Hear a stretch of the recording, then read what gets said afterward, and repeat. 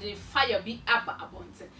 na fire ni na say or fire of free for Okatakyie ni na say beye na mienu a etwemu no Okatakyie Afrifa statement bi e wo ni live so eno ana ama Kumchacha say ne buafu a no so abefa ni na say ye be kan na kakra bi etwemu no former president John Dramani Mahama ene asofofo no ehye kese ema reverend opambo mu nyina ekobi chese asofofo mpenifo nyina etutu amona ekọ ho na we na Okatakyie Afrifa echire mu se opambo de se yama reverend obofo de yama na kakra de enwe obetafle echese o se etfo ne de ope akase na we na Kumchacha se Okatakyie na wasa won kasa kra na obeka agropan so kra da me emfanisa ebusuafo mo mayenti Kumchacha asem embra Awurade nhyiraw na Awurade enyo kese media the prophet Kumchacha eneme waha na me waha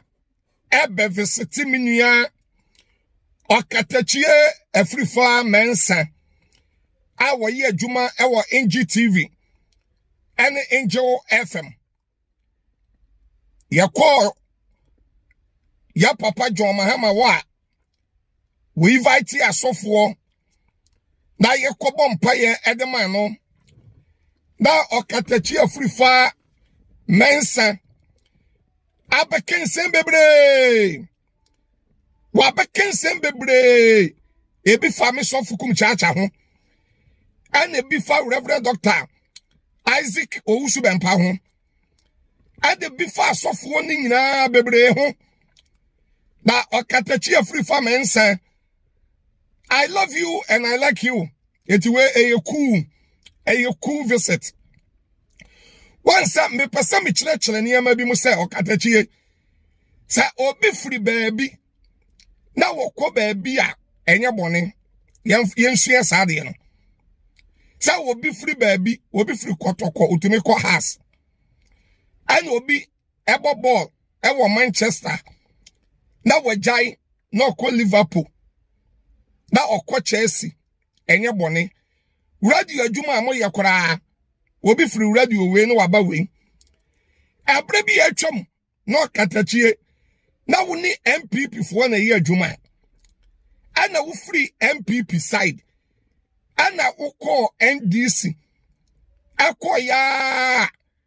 na edu ba bi kora woni Power FM ne TV on TV eye adwuma enye bone ana wonso amowawo ana wasan ede aba MPP biem a Okatakyie se owo MPP odi ye adwuma wo Angel enye bone by yen yakọ akọbọ mpa ya ama ye papa John Mahama that's a wo ba na Reverend Dr. Isaac Owusu Bempa Reverend Dr. Isaac Owusu Bempa sofu pani na wo bompa ya ama ye papa John Mahama na ye wie ya sabe wadwen kora na wo be kira mini problem na se wo beto papa ne ho abeto papa ne ho beto ne ho se ena guess ye wo kurom anoma ye wie no ye ne ono ana awie ye ne Reverend Dr. Isaac Owusu Bempa na awie ena opeto akese ena to akese no pa Okatakyie wanya de bako wanya de bako kra one say ya wade bi owo no mo your friend is defamation of character so wo de nipa no ato tankuruwam na why wadwen say o pese wo gu nipa ne mfi ana wo bi asoma o say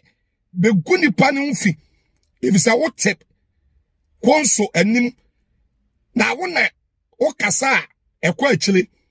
but Okatakyie me be say sof Kumchacha me ma o te ase say sabe sade na wo kasa ukohia Reverend Dr. Isaac Owusu Bempa ewo hotel bi ni ade na akomu ni wo ni ade no na hotel de obi ko hotel na akomu ni hotel mpa sade wo kano me I don't believe by say obi mpo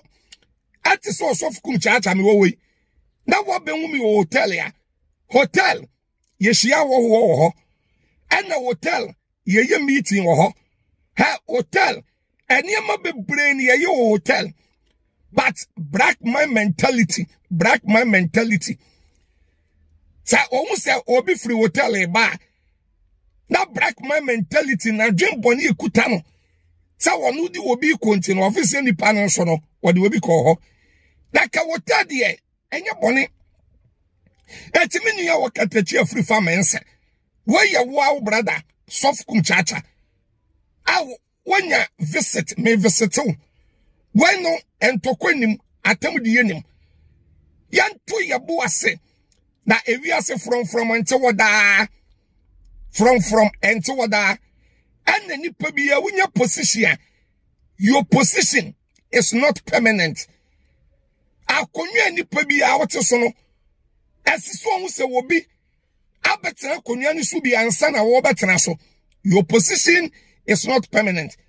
so we ye minister so we ye MP so we ye president and Saddam say and owenfa to me ye ni nkaso to me idi ami asahan idi ami no nyina benya to me da by to me ye ni to me nkaso ya di man no nyina abenya to me da but to me ye ni nkaso your position is not perfect minia Okatakyie Afrifa mensa aya wawu ni asofu Kumchacha nie asema wabeka fa Reverend Dr. Isaac Owusu bempa wono wan keni ye baako what I say a disgrace and apostle disgrace papa no but yeah yensia Bible kan Bible say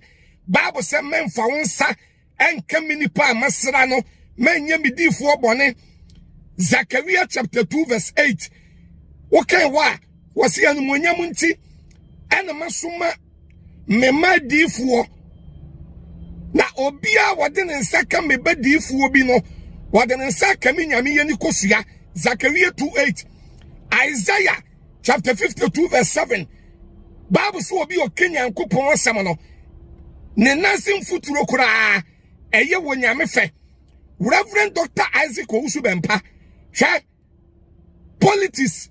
ochelena gen ba bi ye nyame ba hu ebe bi ye nani obehu bibi na oka asam ko ana uyi Reverend Dr. Isaac Owusu bempa every Ghana amanyosemu a ono ne ko no ye special ne ko no ne fra ne ye different abusianfo ene sama Kumchacha edibetu dwaso no midi edi Fatima aha attention TV makra